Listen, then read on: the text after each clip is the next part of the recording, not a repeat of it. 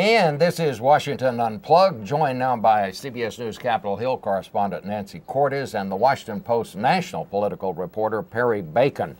And you are, of course, watching Washington Unplugged at cbsnews.com/Washington Unplugged. Well, let's talk a little bit about what happened this week. I mean, the president rolled out the big housing plan, Nancy.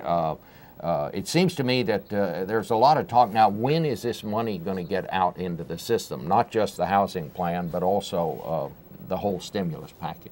That's right. And actually, we were at the Department of Transportation yesterday talking about how the transportation money is going to get out the door. And the new Transportation Secretary, Ray LaHood, was saying he's committed to getting all of their money out the door within 120 days. He says he's got a GO team that's been working on this since before the stimulus was even passed. They're working 24/7, talking with the heads of the departments of transportation in all 50 states about how they get the money out the door, what projects they fund. He thinks he can do it quickly. Wow, that's amazing. Do you think he can do that, Perry? That sounds like a pretty ambitious plan. I think it's very ambitious. One of the big challenges they have is a lot of the secretaries of these cabinet agencies have been hired, like Ray LaHood or like Arne Duncan in education, but the deputies under them have often not been picked yet, and the people and the sub people you need to sort of really implement policy are not there yet. So I think it'll take a lot longer.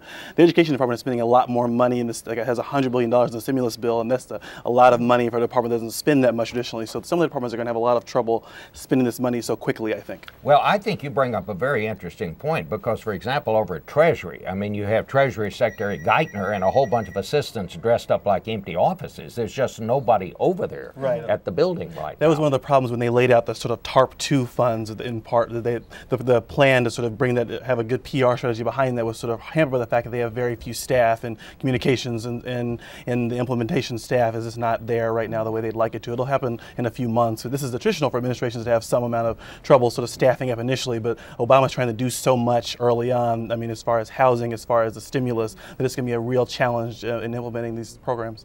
The governor's conference is going to be here this weekend, and of course, Barack Obama gets a grand total of 3 Republican votes for the stimulus package, all 3 of them in the Senate.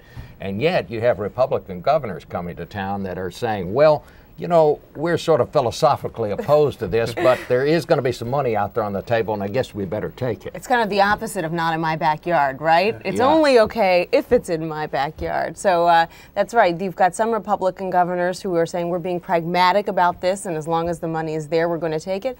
But then you've got other Republican governors who are saying, well, not so fast. We're not sure if we want it or not. And I'm just wondering what you think about how that's going to play in their states. Well, exactly. I mean, it's going to take a tough guy, to stand there and say, hey, folks, there's a bunch of money out there that we could use to keep from firing policemen and firemen and you know, shutting down school construction, but philosophically, I'm going to be against taking that. So we'll let some other state have it. Is that going to happen? What you're seeing is a month into the Obama administration, the 2012 Republican primary has already started, which is why Bobby Jindal of Louisiana and Mark Sanford of South Carolina, people who are considering running for president in 4 years, said, I hate the stimulus, I don't like the way it's spending. But Sanford backed down yesterday. I think on the early show, in fact, he had been saying before, I won't take the money, and then he realized, okay, fine, I'll take the money. It would take a real courageous politician to say, I'm not going to take a lot of money that's going to help my state. And so far, none of the Republican governors have really been willing to do that. I think my prediction is